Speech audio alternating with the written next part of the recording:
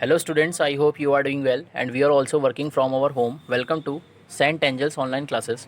In this video we are going to discuss a topic phylum Colentrata or Cnidaria in chapter 3 diversity in living organism in class 9th in subject biology.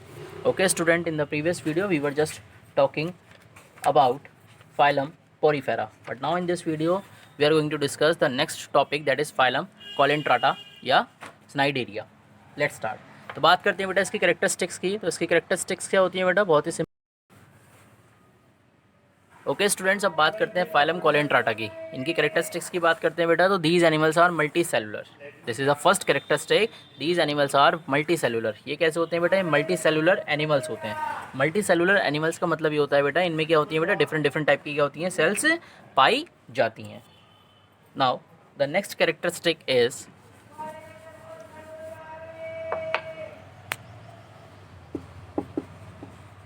these are diploblastic. These are diploblastic. Diploblastic means क्या होता है बेटा, इनमें 2 germ layers क्या होती हैं, present होती हैं। इनमें 2 जर्म लेयर्स, इनमें क्या होता है बेटा, 2 जर्म लेयर्स क्या होती हैं, प्रेजेंट होती हैं। These are diploblastic. 2 germ layer कौन सी होती है बेटा, एक होती है बेटा आपकी एंडोडर्म और एक होती है बेटा आपकी एक्टोडर्म। अब 2 जर्म लेयर्स कौन सी होती है बेटा, एक होती है आपकी एंडोडर्म और एक होती है बेटा आपकी एक्टोडर्म। एक्टोडर्म एंड एंडोडर्म कहाँ पर प्रेजेंट होती हैं, ये प्रेजेंट होती हैं बेटा आपकी एम्ब्रायो में। ये क्या होती हैं बेटा, ये एम्ब्रायो में प्रेजेंट होती हैं और एम्ब्रायो में डेवलपमेंट में क्या करती हैं बेटा, ये हेल्प करती हैं। तो कहने का मतलब दोज ऑर्गेनिजम्स या वो एनिमल्स जिनमें क्या होती है बेटा, 2 जर्म लेयर्स क्या होती हैं, प्रेजेंट होती हैं, दीज आर कॉल्ड डिप्लोब्लास्टिक। और जर्म लेयर्स कहाँ प्रेजेंट होती हैं बेटा, ये एम्ब्रायो में प्रेजेंट होती हैं और क्या करती हैं बेटा, एम्ब्रायो के डेवलपमेंट में क्या करती हैं, ये हेल्प करती हैं। Now the next characteristic is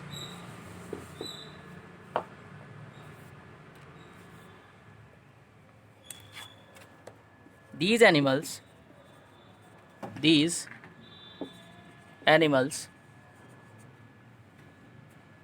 have large body cavity, large body cavity। यानी कहने का मतलब ये होता है बेटा, ये जो एनिमल्स होते हैं उनमें लार्ज बॉडी कैविटी क्या होती है, प्रेजेंट होती है, और इसको कहते हैं बेटा कोलेंट्रॉन। और इस बॉडी कैविटी को कहते हैं बेटा कोलेंट्रॉन।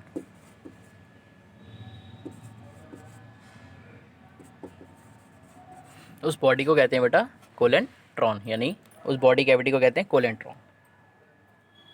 एंड इनकी बॉडी कैविटी में क्या होता है बेटा, अब बात करते हैं बॉडी कैविटी क्या चीज़ होती है। बॉडी कैविटी का सिंपल सा मतलब ये होता है बेटा, जो इनकी बॉडी के अंदर के इंटरनल स्ट्रक्चर को क्या करती है बेटा, प्रोटेक्ट करके रखती है, एक तरीके से बेस प्रोवाइड करती है, उसे कहते हैं बेटा बॉडी कैविटी। और बात करते हैं बेटा, इनकी बॉडी कैविटी में क्या होती है बेटा, स्नाइडोब्लास्ट सेल्स पाई जाती हैं। इनकी बॉडी कैविटी में बेटा क्या होती हैं, स्नाइडोब्लास्ट सेल्स। ये स्नाइडोब्लास्ट सेल्स क्या होती है बेटा, इनका दूसरा नेम होता है बेटा stinging cells. Stinging cells. Stinging cells क्या होती है बेटा, स्टिंगिंग सेल्स का बेटा मतलब ये होता है कि इनमें क्या होता है बेटा, टॉक्सिक सब्सटेंस प्रेजेंट होता है। इनके पास क्या होता है बेटा, इनमें टॉक्सिक सब्सटेंस प्रेजेंट होता है, और जब कोई प्रे इनके पास आता है, यानी कहने का मतलब जब इनका कोई क्या आता है बेटा, शिकार इनके पास आता है, तो ये क्या करती हैं बेटा, सेल्स टॉक्सिक सब्सटेंस को सेक्रीट करती हैं, और जिसके थ्रू क्या होता है बेटा, जो प्री होता है उसकी क्या होती है बेटा, डेथ हो जाती है। तो कहने का मतलब जो साइनोब्लास्ट सेल्स होती हैं बेटा, या जिन्हें हम कहते हैं स्टिंगिंग सेल्स कहते हैं, इनमें क्या होते हैं बेटा, टॉक्सिक सब्सटेंस प्रेजेंट होता है, और जब कोई एनिमल, जब कोई प्रे क्या होता है बेटा, इनके पास आता है, तो क्या करते हैं बेटा, ये उसको किल करने का काम करती हैं, यानी कि टॉक्सिक सब्सटेंस को रिलीज़ करती हैं, और टॉक्सिक सब्सटेंस की वजह से जो इनका प्रे होता है, जो इनका शिकार होता है, उसकी क्या होती है बेटा, डेथ हो जाती है। And these are stinging cells. Now the next characteristic is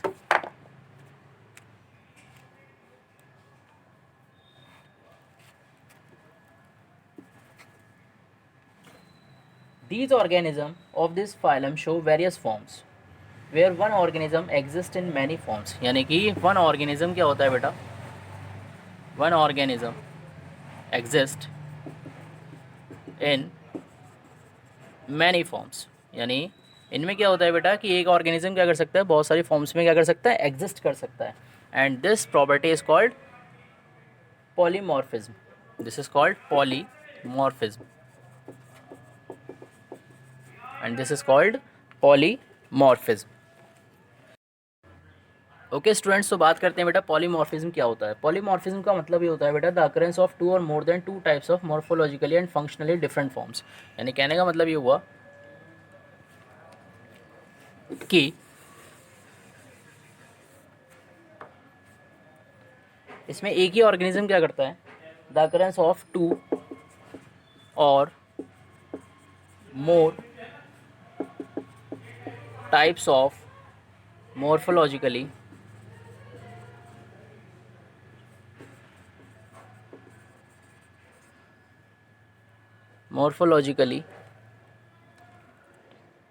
and functionally different forms, different forms. तो बेटा कहने का मतलब ये हुआ कि एक ही ऑर्गेनिज्म क्या करता है बेटा, दो या दो से ज़्यादा मॉर्फोलॉजिकल एंड फंक्शनली क्या करता है बेटा, डिफरेंट फॉर्म्स में सर्वाइव कर सकता है, and this is called polymorphism. This is called polymorphism. अब इसका एग्जांपल लेते हैं। इसका एग्जांपल क्या है बेटा, जैसे इसमें इसका सिंपल सा एग्जांपल है बेटा,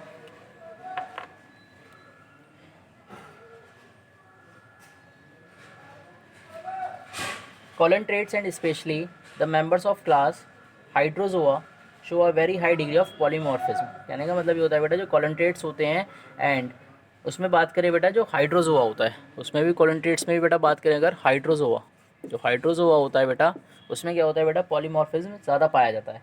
और अब बात करते हैं बेटा जो डिफरेंट टाइप्स ऑफ पॉलीमॉर्फिज्म जो पाया जाता है बेटा उसे कहते हैं बेटा जोइड्स, उसे कहते हैं बेटा जोइड्स। अब जैसे बात करते हैं इंपॉर्टेंट जॉइड्स के बारे में, कैसे कैसे क्रिएट होते हैं बेटा इसमें। एक तो होता है बेटा इसमें न्यूट्रिटिव जॉइड्स क्रिएट होता है।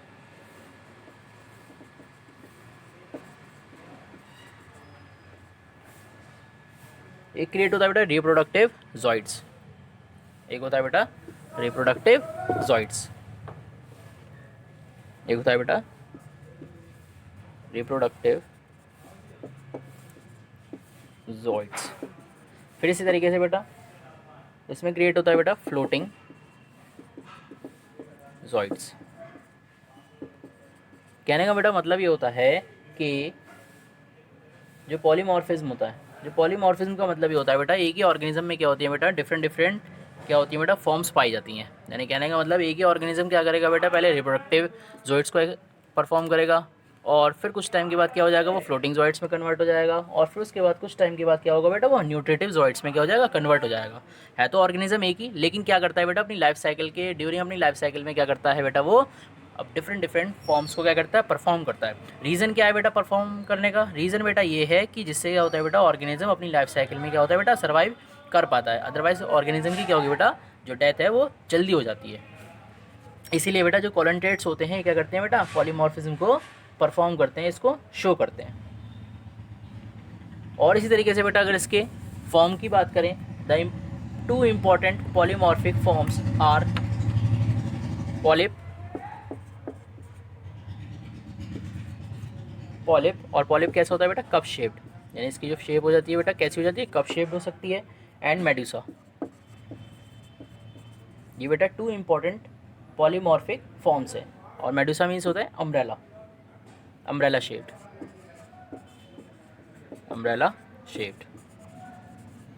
यानी ये क्या कर सकते हैं बेटा अपनी शेप को चेंज कर सकते हैं, and this is called polymorphic.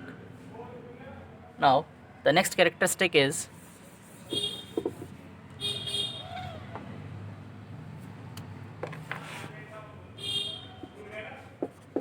all organisms are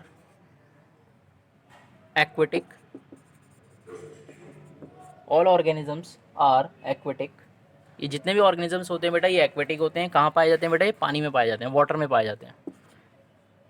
और दे शो रेडियल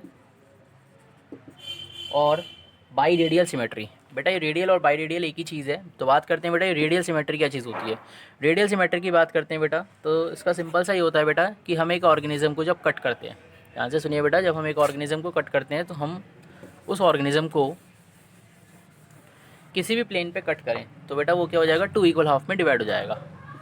जैसे बात करते हैं कि ये सपोज़ कीजिए बेटा एक ऑर्गेनिज्म है, और अब हम इस ऑर्गेनिज्म में बेटा रेडियल सिमेट्री देखेंगे।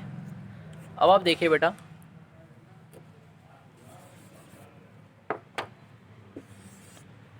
अगर मैं इस प्लेन से इसको कट कर दूं, वर्टिकली कट करूंगा तो भी बेटा ये 2 इक्वल हाफ में डिवाइड हो जाएगा। हॉरिजॉन्टली कट करूंगा तो भी ये 2 इक्वल हाफ में डिवाइड होगा।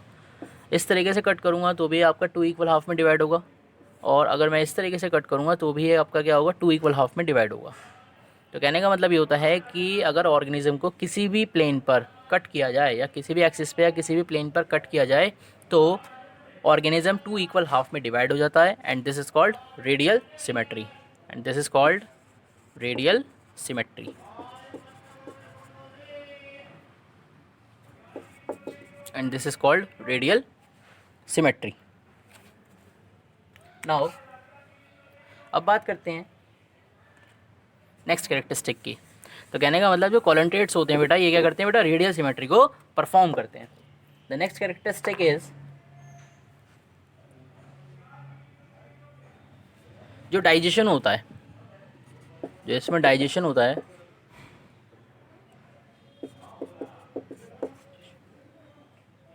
जो डाइजेशन होता है वो कैसा होता है बेटा, इंट्रा सेलुलर होता है। वो कैसा होता है, इंट्रा सेलुलर होता है। जो डाइजेशन होता है वो कैसा होता है बेटा, वो इंट्रा सेलुलर होता है। इंट्रा सेलुलर मीन्स क्या होता है बेटा, within the cell, within the cell, यानी सेल के क्या होता है बेटा, अंदर होता है डाइजेशन।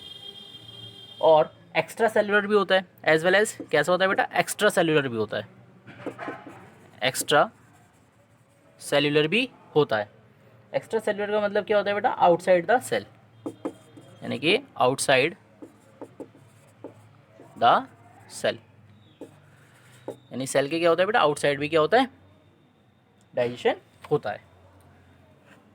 यानी कहने का मतलब जो डाइजेशन होता है बेटा कॉलंट्रेट्स में, वो सेल के अंदर भी होता है और सेल के बाहर भी होता है। अगर सेल के अंदर डाइजेशन होगा उसे कहते हैं बेटा इंट्रा सेलुलर, और अगर सेल के बाहर होगा तो उसे कहते हैं extra cellular. Now the next characteristic is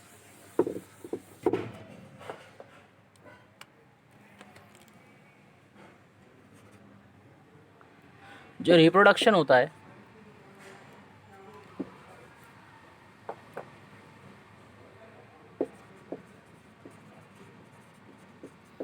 अब इन ऑर्गेनिज्म में बेटा जो रिप्रोडक्शन होता है वो दोनों होते हैं, यानी कि आसेक्सुअल भी पॉसिबल है, आसेक्सुअल एंड सेक्सुअल। यानी जो रिप्रोडक्शन होता है बेटा वो आसेक्सुअल एंड सेक्सुअल दोनों ही क्या होते हैं बेटा, पॉसिबल है। यानी आसेक्सुअल रिप्रोडक्शन एंड सेक्सुअल दोनों ही रिप्रोडक्शन क्या है बेटा, पॉसिबल है। तो बात करते हैं बेटा जो आसेक्सुअल रिप्रोडक्शन होता है, यानी जो आसेक्सुअल रिप्रोडक्शन होता है बेटा वो कैसे होता है बेटा, वो 2 मेथड के थ्रू होता है। एक होता है बेटा फिजन, और नेक्स्ट है बेटा बडिंग। दोनों ही बेटा क्या है, अलग अलग है, यानी कि फिजन अलग होता है बेटा, बडिंग अलग होता है।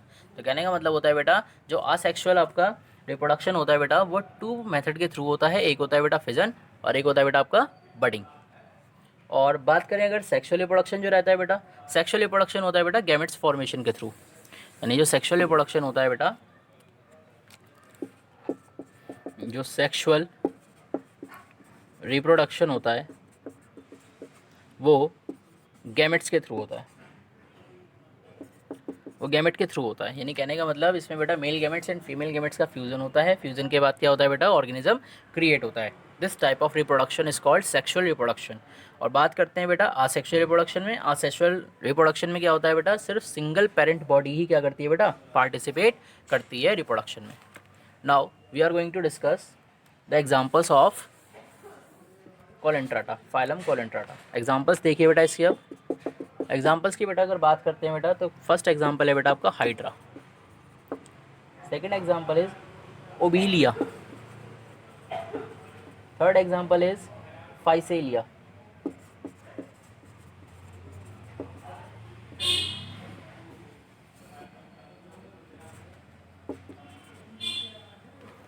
फाइसेलिया। फिर उसके बाद नेक्स्ट एग्जांपल है बेटा ऑरेलिया। और ऑरेलिया क्या होता है बेटा, ये होती है आपकी जेलीफिश। जो ऑरेलिया होता है बेटा ये होती है जेलीफिश, जेलीफिश। जो ऑरेलिया होता है बेटा ये आपकी क्या होती है, जेलीफिश होती है। तो these are the examples of phylum coelenterata. These are the examples of phylum coelenterata. Okay students, अब बात करते हैं इसमें। Just take a look in this figure.